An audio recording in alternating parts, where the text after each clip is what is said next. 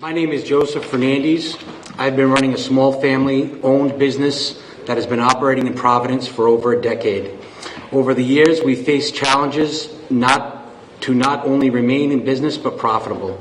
We've had to redo entire jobs due to picky clients.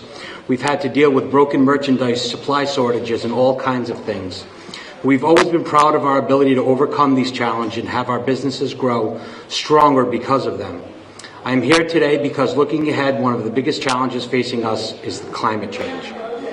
Too often, climate change is discussed as if some far-off event happening in the future.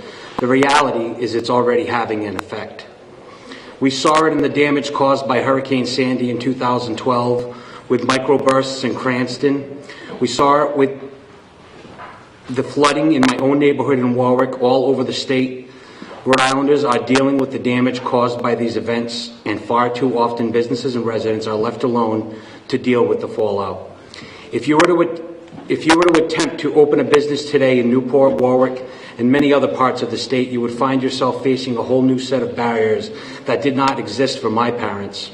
You would be faced with the burden of having to pay off costly flood insurance premiums that will only grow higher.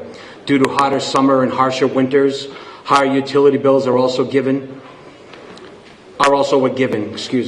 Climate change means your business is always vulnerable to an extreme weather event that could permanently close you down. These are on top of the challenges that already exist, and they will only grow more dire year after year. These issues cut into both your profits and your ability to expand.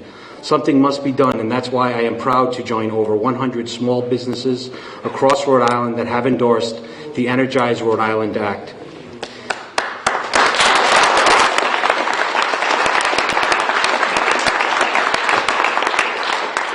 The act would inject millions of dollars into our economy and give small businesses the tools to prevent these rising costs from crippling us.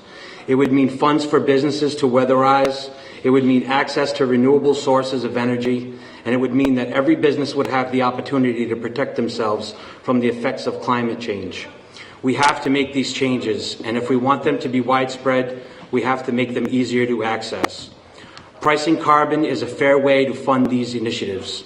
Under this act, those who pollute more will pay more, and who better to pay for those improvements than the exact companies who are causing the climate change.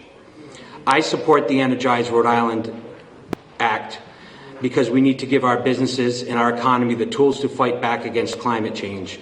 This act not only helps protect us, but actually grows our economy. When it comes time, I want the next generation of the Fernandes family to take over the business and not be so weighed down by the cost of climate change that failure isn't the only option. If we are serious about keeping small business in Rhode Island, if we are serious about giving the next generation a chance, we have to pass carbon pricing.